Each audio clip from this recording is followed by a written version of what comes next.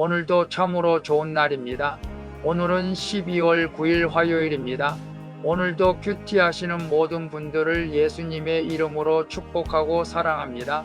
오늘은 예레미야 46장 1절에서 12절 말씀을 통해서 애굽에 대한 심판이라는 제목으로 함께 묵상해 보도록 하겠습니다. 본문 요약은 이렇습니다.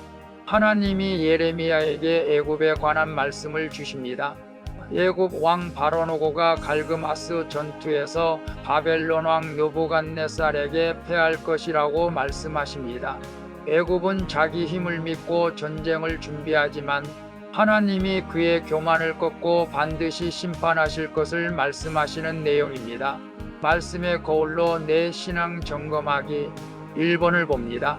지금 나는 무엇으로 인생을 준비하고 있습니까? 하나님과 상관없이 세운 계획은 없습니까? 1절에서 4절을 보면 애굽은 자신의 막강한 군사력과 전략을 의지해 전쟁을 준비합니다.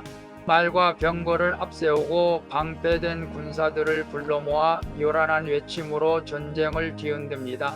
그러나 하나님이 허락하지 않으시면 아무리 준비된 군대와 뛰어난 전력도 소용이 없는 것입니다. 인간이 아무리 강할지라도 하나님의 뜻을 거스리면 한순간에 무너질 수밖에 없습니다.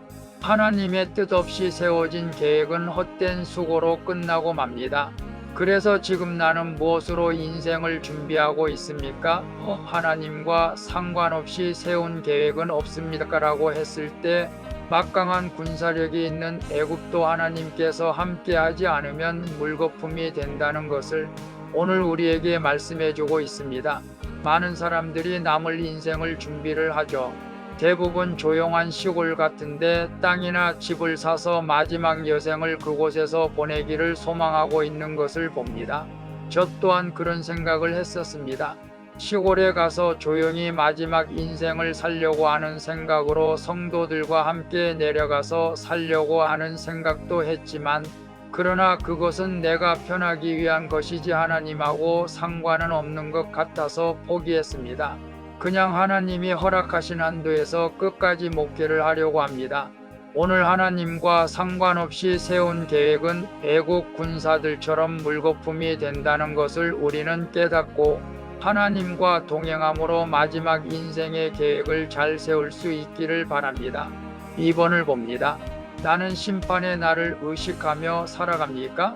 하나님의 주권을 믿고 겸손히 삽니까? 5절에서 10절을 보면 하나님은 애국 군대가 결국 도망치고 흩어질 것이라고 선언하십니다. 위풍당당하게 진격하던 애굽의 군사들은 공포에 휩쓸려 황급히 달아나지만 결국 도망가지 못하고 넘어지며 엎드러집니다. 그날은 하나님이 친히 역사에 개입하셔서 교만한 민족을 심판하시는 날입니다. 그러나 그들은 하나님의 심판이 있다는 것을 깨닫지 못했죠. 저 개인적 생각으로는 우크라이나와 러시아 전쟁에서 러시아가 반드시 하나님의 심판을 받을 것이라고 생각을 합니다. 나라뿐만 아니라 우리 개인들도 마찬가지입니다. 언젠가는 하나님의 심판대 앞에 우리가 서야 될 텐데 오늘 하루하루 살아가면서 하나님의 뜻과 하나님의 주권을 인정하면서 살아가는 복된 하루하루가 되어지기를 소망합니다. 저 또한 부족하지만 늘 주님 안에서 살아가려고 노력합니다. 우리 모두 마지막 심판을 의식하면서 말씀에 순종하며 살아가는 우리 모두가 되어지기를 바랍니다. 3번을 봅니다. 문제를 만날 때 내 힘으로 해결하려고 합니까? 아니면 하나님 앞에 엎드리니까?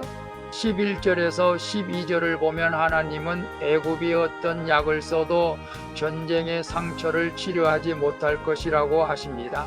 하나님이 내리신 심판 앞에는 그 어떤 처방도 효력이 없기 때문입니다.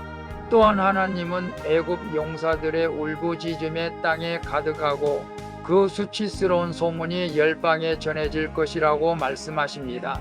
이처럼 하나님의 심판 앞에 인간의 처방과 노력은 아무 소용이 없습니다. 따라서 우리는 위기 상황에서 내 힘이 아니라 하나님의 힘과 한량없는 은혜를 붙들어야 합니다. 그래서 문제를 만날 때 내 힘으로 해결하려고 합니까? 아니면 하나님 앞에 엎드립니까라고 했을 때 많은 사람들은 문제를 만날 때 내 힘으로 해결하려고 할 때가 많지요. 물론 어떤 문제를 해결하려고 하지 않고 기도만 한다는 것이라는 것은 아닙니다. 우리가 문제를 만났을 때 기도하면서 하나님께서 주신 말씀대로 행동할 때 우리는 문제들이 주님의 은혜 가운데 쉽게 해결되어질 줄로 믿습니다. 그래서 외국은 전쟁에서 지지만 그 어떤 것으로도 그 상처를 씻을 수 없다고 말하죠.